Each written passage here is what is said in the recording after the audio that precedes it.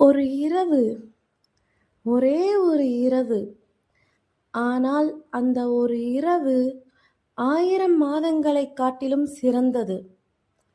நீங்கள் கற்பனை செய்து பாருங்கள்.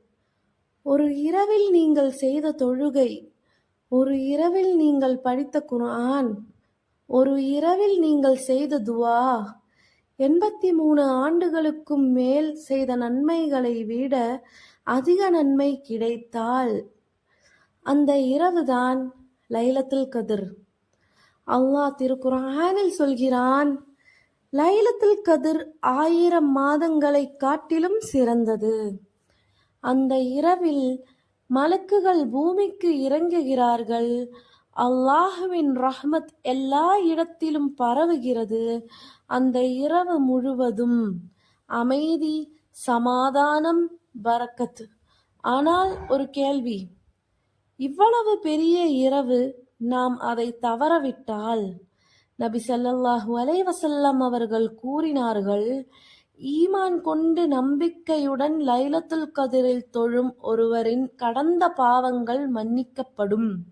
அதனால்தான் ரமலானின் கடைசி 10 இரவுகளில் நபி ஸல்லல்லாஹு அலைஹி வஸல்லம் அவர்கள் மிகவும் அதிகமாக இபாதத் செய்தார்கள்.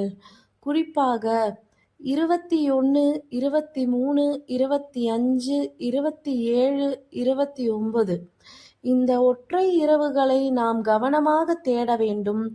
அந்த இரவில் சொல்ல வேண்டிய மிக சிறந்த துஆ, அல்லாஹும்ம இன்னக அஃபூவன் துஹிப்புல் அஃப்வ ஃபஃபு அன்னி. இதன் அர்த்தம், யா அல்லாஹ், நீ மன்னிப்பவனும் மன்னிப்பதை விரும்புபவனும், என்னை மன்னித்து விடு. ஒரு இரவு மட்டும், ஆனால் அந்த இரவு உங்கள் வாழ்க்கையை மாற்றும்.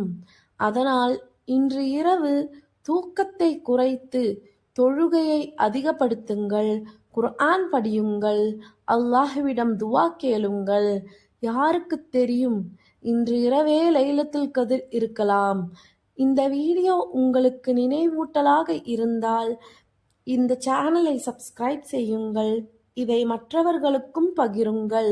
அவர்கள் தொழுகை செய்வதற்கு காரணமாக நீங்கள் இருந்தால் அதன் நன்மை உங்களுக்கும் கிடைக்கும்.